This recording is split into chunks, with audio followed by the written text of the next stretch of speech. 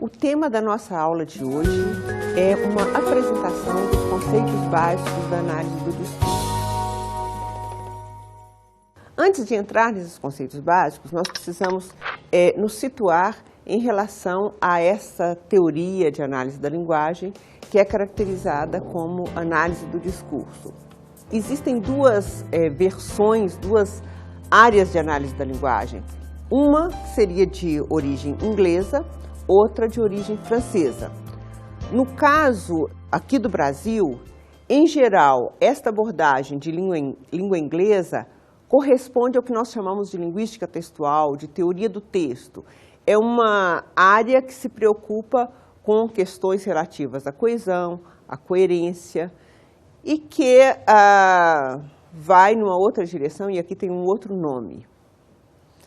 Já a abordagem da análise do discurso de linha francesa tem como preocupações a interpretação dos discursos na sua relação com o contexto social em que são produzidos e na sua relação com a ideologia. Como aqui no Brasil, essa abordagem francesa é normalmente chamada de análise do discurso, nós vamos nos concentrar apenas nela e procurar mostrar um conjunto de conceitos que são importantes desde a sua constituição. Vamos, então, retomar um pouco as questões relacionadas ao surgimento e à consolidação da análise do discurso de linha francesa. Essa abordagem da análise do discurso teve sua origem a partir dos trabalhos do Michel Pechet, na década de 1960. O Michel Pechet vê a análise do discurso como uma teoria do sentido, e para chegar a essa visão da teoria do sentido, ele busca criar um modelo de análise da linguagem, de análise das produções efetivas da linguagem, que se inspire na contribuição de três grandes áreas. A primeira dessas áreas é a linguística, e especificamente, se pensarmos na linguística da época, a linguística estrutural, que era a linguística dominante nesse momento histórico. Uma segunda contribuição vem do marxismo, a partir do conceito de ideologia. Então, a linguística contribuiria para uma visão da língua, do código linguístico, da organização da língua. O marxismo contribui com o conceito de ideologia e, para trabalhar com a noção de sujeito, para pensar no indivíduo que produz o discurso, a análise do discurso busca também a contribuição da psicanálise, que tinha uma teoria do sujeito bastante desenvolvida. Então, nós temos essa formação de uma ciência nova, de uma área nova para estudo, que vai trabalhar com a convergência, com a reunião de conceitos vindos dessas três áreas de conhecimento já vigentes na época. Se nós pensarmos como é que a linguística estrutural concebia a questão da linguagem na época, nós vamos ver qual é a ruptura necessária para a formulação dos princípios da análise do discurso. Bom, a linguística estrutural concebe a língua como um sistema em que todos os elementos, todas as oposições se fazem dentro do próprio sistema. Todos os elementos, seja na fonologia, na morfologia, na sintaxe, na semântica, se definem pela oposição entre os elementos formais dentro de um mesmo sistema. Mas nós temos que pensar também que a linguística saussuriana fazia uma oposição entre língua, que é esse sistema, e fala, que é o uso decorrente desse sistema, envolvendo os falantes em situações reais e concretas de comunicação. Para o estruturalismo, o estudo do sentido estava vinculado ao sistema. A ruptura que o Péchet faz e que a análise do discurso faz é de dizer que a teoria do sentido tem que ser uma teoria ligada à fala, ligada ao uso e não ligada à forma, não ligada ao sistema linguístico. A análise do discurso propõe um estudo do sentido pensando na linguagem em uso. E na linguagem em uso, considerando a posição do indivíduo, do sujeito falante, dentro das instituições de que ele participa e a partir de uma vinculação ideológica. Então, há uma diferença significativa entre a perspectiva vinda simplesmente da linguística e a perspectiva da análise do discurso, que já recebe essa contribuição de uma sociologia marxista e da psicanálise. Os estudiosos de análise do discurso reconhecem a existência de 3 fases na formação, na consolidação do corpo teórico desta disciplina. Numa primeira fase, há a preocupação com a vinculação entre os discursos e a ideologia.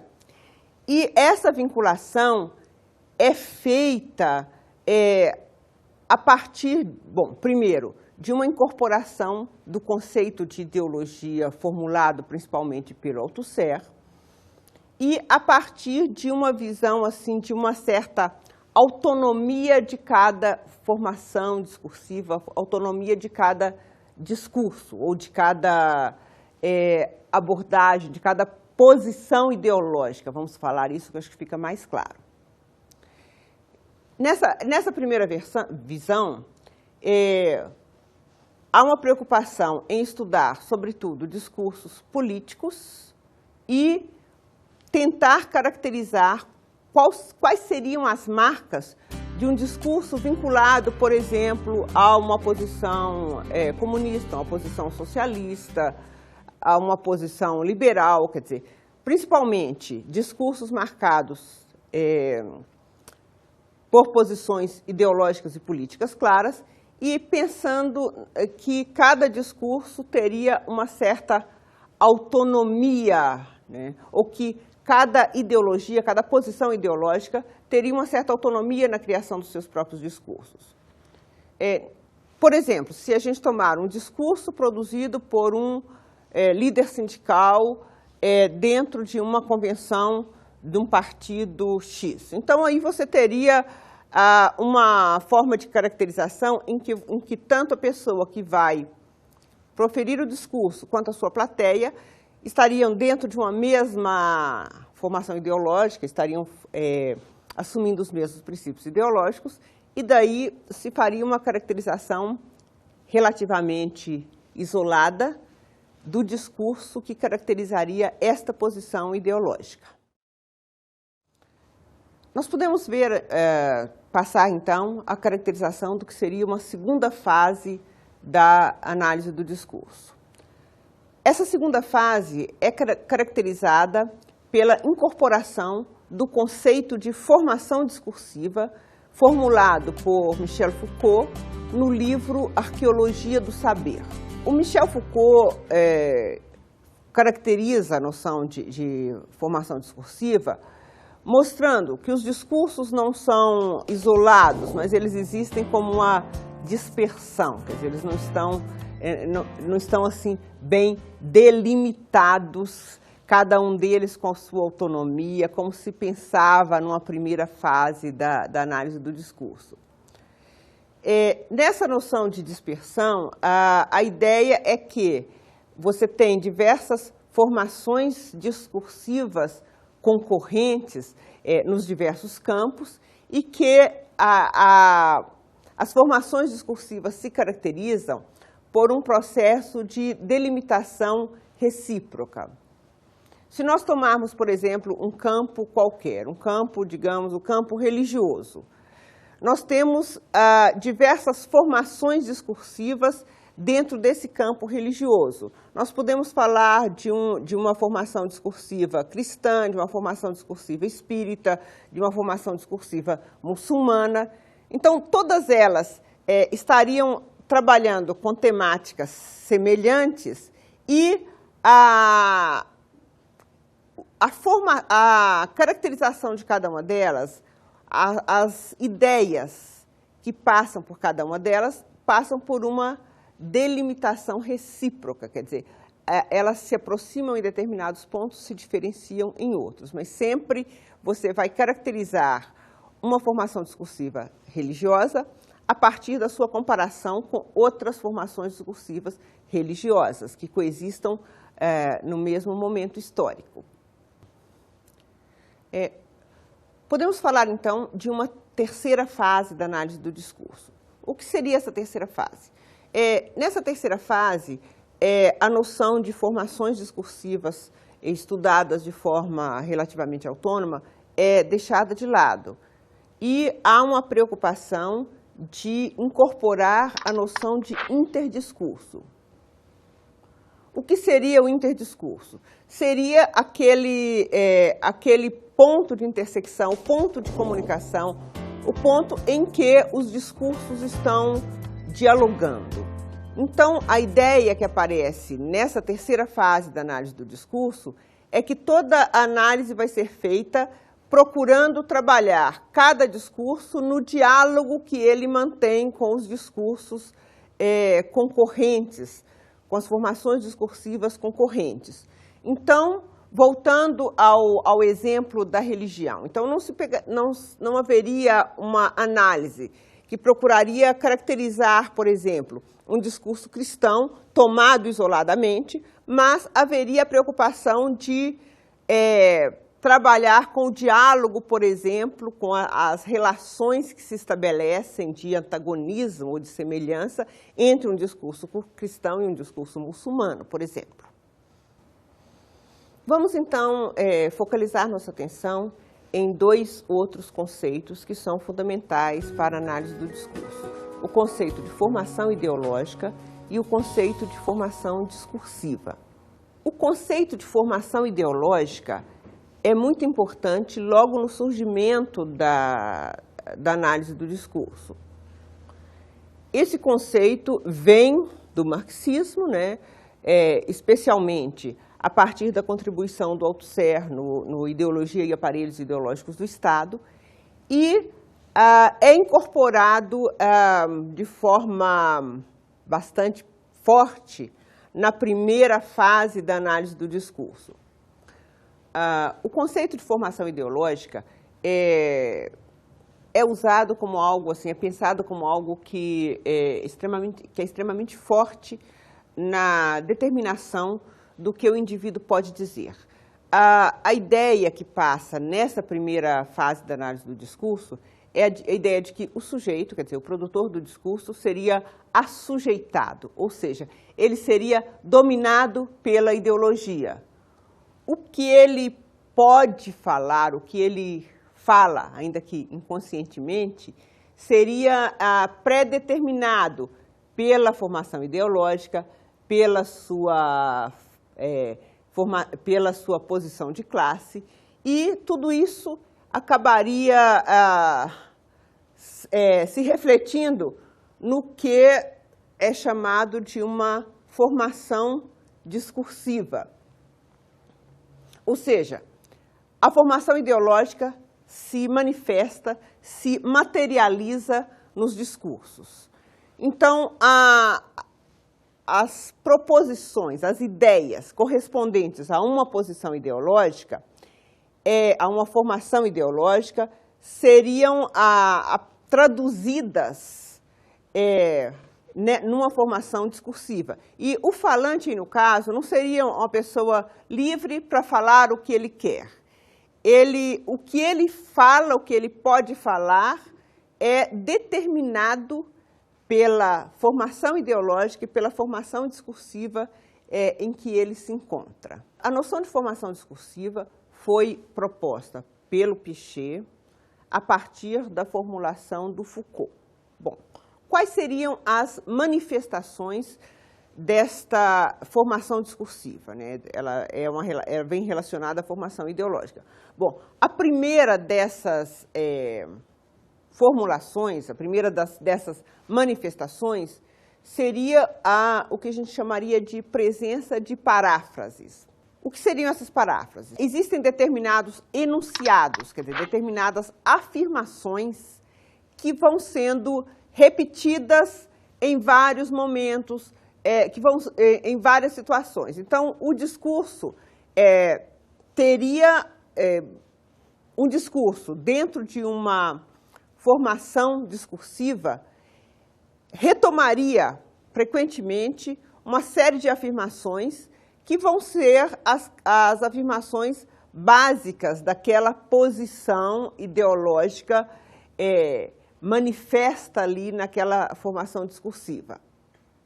Então, a primeira manifestação seriam essas paráfrases, seriam essas repetições com pequenas alterações de certas afirmações que vão sendo retomadas a cada nova situação, a cada nova instanciação, a cada nova situação concreta de produção de um discurso. Além dessas paráfrases, quer dizer, além dessas repetições de afirmações, nós temos também a noção de pré-construído. O que seria o pré-construído? Seria aquilo que retorna num discurso, mas que já foi elaborado previamente, que já surgiu em discursos anteriores e muitas vezes a pessoa não tem a noção da origem disso. Vamos ver então uma definição de pré-construído. O pré-construído pode ser entendido como a marca no enunciado de um discurso anterior. Portanto, ele se opõe àquilo que é construído no momento da enunciação. Um sentimento de evidência se associa ao pré-construído porque ele foi já dito e porque esquecemos quem foi seu enunciador. Como vocês viram, a noção de pré-construído chama atenção para a diferença entre aquilo que foi formulado anteriormente, que apenas retorna na instanciação do discurso, e aquilo que é produzido efetivamente, aquilo que é novo, aquilo que é a contribuição nova, aquilo que é o construído no momento da enunciação. Para trabalhar com essas noções que nós apontamos, formação ideológica, formação discursiva, eu gostaria que vocês prestassem atenção numa marchinha de carnaval. Vamos ouvir.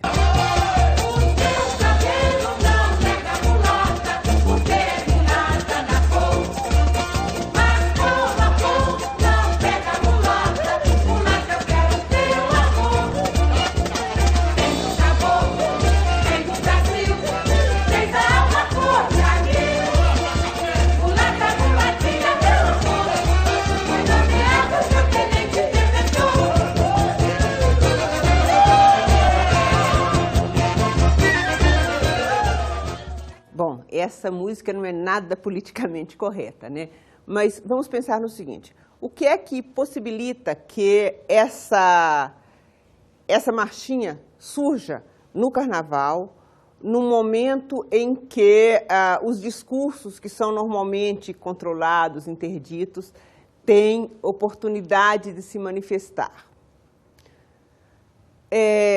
Nós podemos reconhecer nessa marchinha uma série de elementos que fariam parte do que nós poderíamos caracterizar como uma formação ideológica e uma formação discursiva racista, né?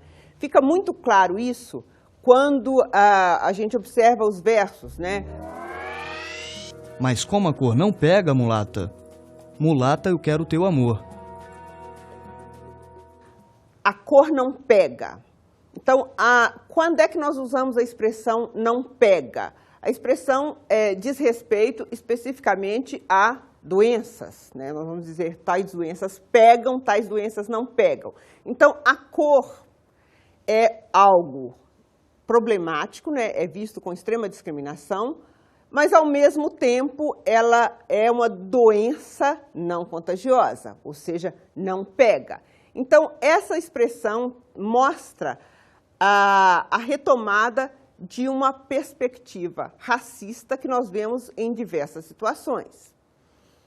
Nessa perspectiva, vocês vejam que a mulata, né, a mulher negra, é vista como um objeto sexual e visto também como alguém que tem uma deficiência, um problema sério, né, tanto que é tratado como uma doença não contagiosa. E a condição para que ela seja objeto sexual é exatamente essa condição de que a cor não pega, né?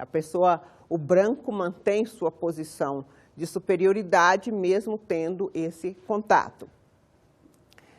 É interessante observar também... Mulata, mulatinha, meu amor, fui nomeado teu tenente interventor. O uso da expressão, fui nomeado seu tenente interventor, Aí você tem também a manifestação, nessa marchinha de carnaval, de uma afirmação que mostra uma relação de poder. Quer dizer, tenente e interventor em relação a alguém mostra claramente essa dominação, essa relação de poder. Então, a gente vê que a formação ideológica, a formação discursiva, vai se manifestar das mais diversas maneiras, né? Para complementar, para dar um outro exemplo, vamos ver uma outra marchinha de carnaval.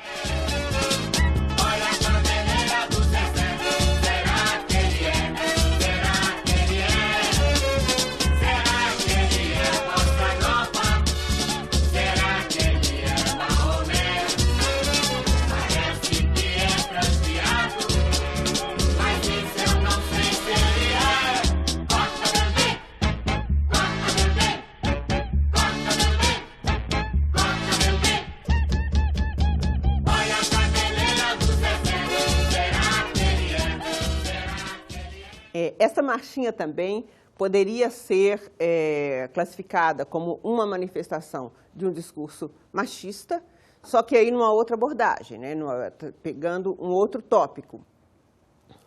Neste caso, o discurso machista revela aí a rejeição a qualquer manifestação explícita de homossexualidade, né? No caso ali do personagem que é apresentado, você tem lá a cabeleira, quer dizer, o fato do indivíduo usar cabelo grande, cabelo comprido, é algo que poderia ser associado à homossexualidade, que é algo que tem que ser escondido. Tanto que você tem, será que ele é? Será que ele é? Você nem tem a manifestação direta de será que ele é gay, será que ele é homossexual. Quer dizer, você tem simplesmente o será que ele é. E, no final, a chamada final da marchinha é corta o cabelo dele. Quer dizer, apaguem todas as marcas explícitas de homossexualismo, porque isso não pode aparecer na nossa sociedade. Quer dizer, é a existência de uma formação ideológica machista e de uma formação discursiva machista na sociedade brasileira que permitem o surgimento desses discursos que se manifestam nas duas marchinhas de carnaval que nós ouvimos.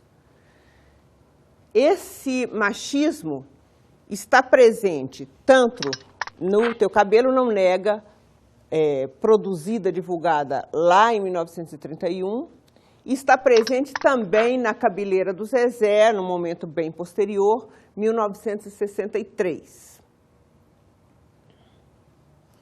Vamos, então, ver mais um quadro. O discurso é uma das dimensões da história, sendo constitutivo dos embates que se dão na sociedade entre agentes históricos, situados em diferentes lugares econômicos, sociais, políticos e ideológicos.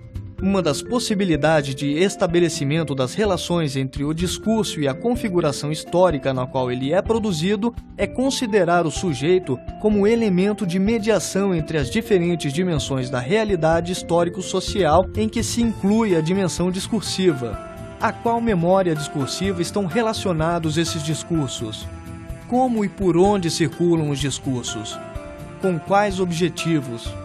Tal perspectiva pressupõe um tratamento heterogêneo e flexível do ponto de vista teórico e metodológico, visando traçar a trajetória entre a palavra e o homem, entre o homem e a história e entre a história e a palavra. Esse quadro enfatiza a dimensão histórica do discurso, a dimensão histórica do sentido. Nós podemos pensar também nessa dimensão histórica se nós observarmos, se nós retomarmos a ideia do discurso racista que vimos na marchinha de carnaval Teu Cabelo Não Nega. Então, esse discurso racista está presente numa série de afirmações que aparecem lá naquela marchinha. Mas essas afirmações racistas aparecem também historicamente em vários outros discursos.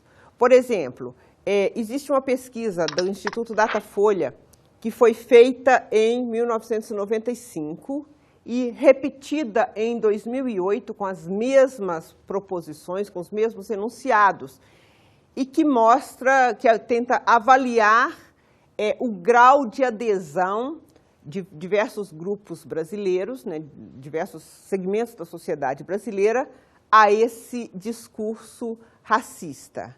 Vamos ver quais são as proposições, quais são os enunciados que foram usados pelo Instituto Datafolha para medir a adesão ao discurso racista. Negro bom é negro de alma branca. As únicas coisas que os negros sabem fazer bem são música e esporte. Negro, quando não faz besteira na entrada, faz na saída. Se Deus fez raças diferentes, é para que elas não se misturem. Esses enunciados usados pela Folha de São Paulo, pela Datafolha, para fazer a pesquisa, mostram ou ilustram como a gente pode caracterizar uma formação discursiva a partir de um conjunto de enunciados que são repetidos, que são atualizados em diversas ocasiões. A atualização desses enunciados nós já vimos, né? Ela se dá ou pela paráfrase, né? Pela retomada, reformulada em outras palavras, ou pelo pré-construído. Eu gostaria de focalizar agora, mais diretamente, o conceito de discurso. Vamos ver como a análise do discurso formula o conceito básico para essa disciplina. Para fazer isso, nós vamos nos basear na formulação de um conjunto de características do discurso que foram apresentadas pelo Charrodot e Menguenot no seu dicionário de análise do discurso. Vamos então ver quais são as características que definem o discurso. O discurso é contextualizado. Não se pode atribuir sentido a um discurso fora do contexto. Além disso, o discurso pode modificar o contexto ao longo do processo de produção. O que os autores destacam nesse aspecto, nessa primeira caracterização que define o discurso, é a vinculação muito estreita entre o sentido do discurso e o contexto. Eles apontam para a impossibilidade de você interpretar um discurso considerando descontextualizado. Mostram a importância das informações sobre o contexto social e histórico para a interpretação do discurso. Vejamos outra característica. O discurso é assumido. Todo discurso é produzido por um enunciador e se dirige a interlocutores específicos.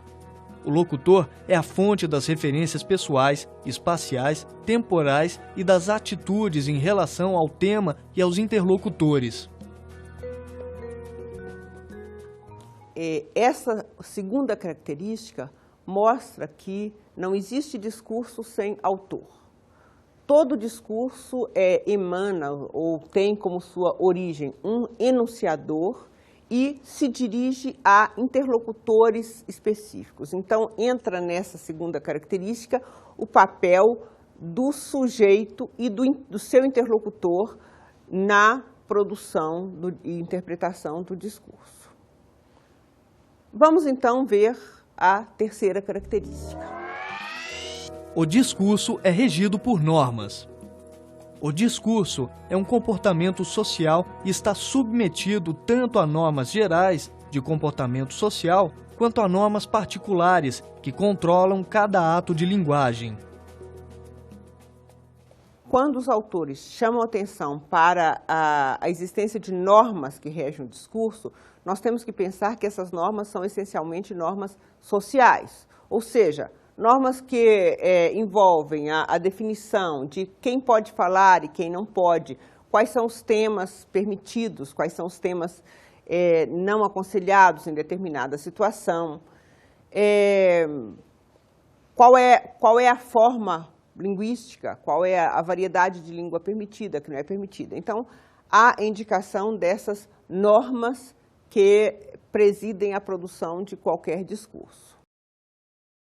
Vamos ver, então, a última formulação das características do discurso. O discurso é assumido em um interdiscurso. O discurso só adquire sentido no interior do universo dos outros discursos. Cada enunciado é interpretado na sua ligação com outros discursos com os quais estabelece relações diversas, citações, comentários, paródias. Essa última característica destaca a relação que o discurso estabelece com os vários discursos concorrentes que estão convivendo com ele na mesma época, no mesmo momento histórico. Para aprofundar essa visão do discurso e da perspectiva da terceira fase da análise do discurso, vamos tratar, então, da relação entre discurso e interdiscurso.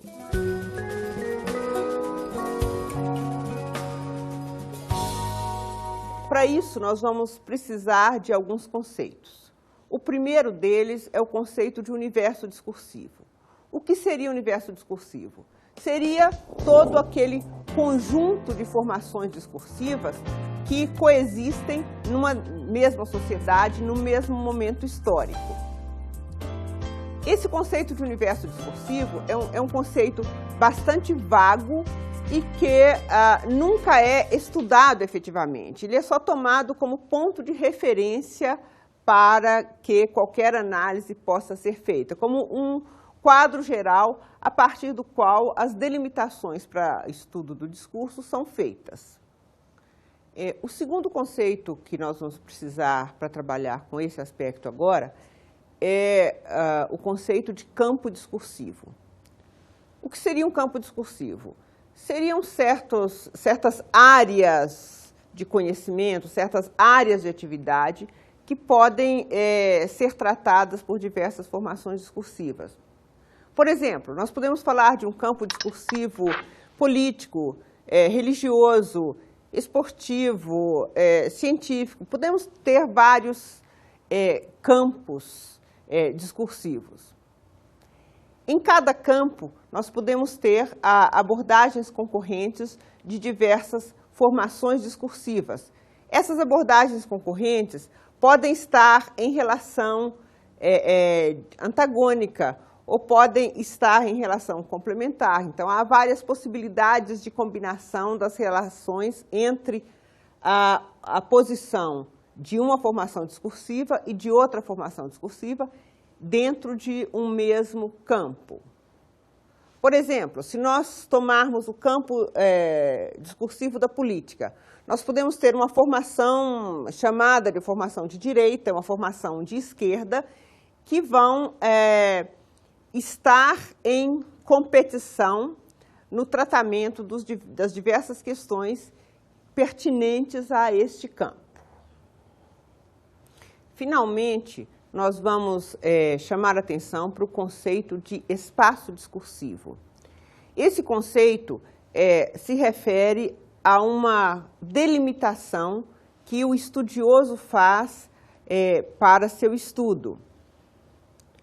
O espaço discursivo delimitado para a análise deve abarcar pelo menos duas formações discursivas diferentes. Deve abarcar a relação que se estabelece entre duas formações na abordagem de um mesmo tema.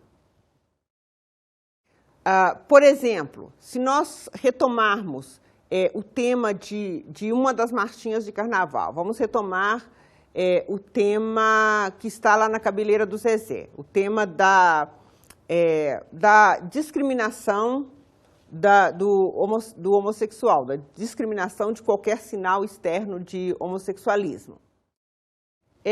Para delimitar um espaço discursivo para estudo desse tema, seria necessário tomar, por exemplo, essa formação discursiva machista de um lado e uma formação discursiva não machista de outro lado, ou um discurso, por exemplo, de defesa dos direitos dos homossexuais. Então, discursos representantes dessas duas formações seriam colocados em confronto e a análise seria feita a partir do interdiscurso, ou seja, do diálogo, dos elementos que aparecem de um delimitando o outro, de um discurso influenciando o outro. Só para fechar, nesta aula nós vimos então um conjunto de conceitos fundamentais que foram formulados para os estudos dentro desta área da análise do discurso francesa.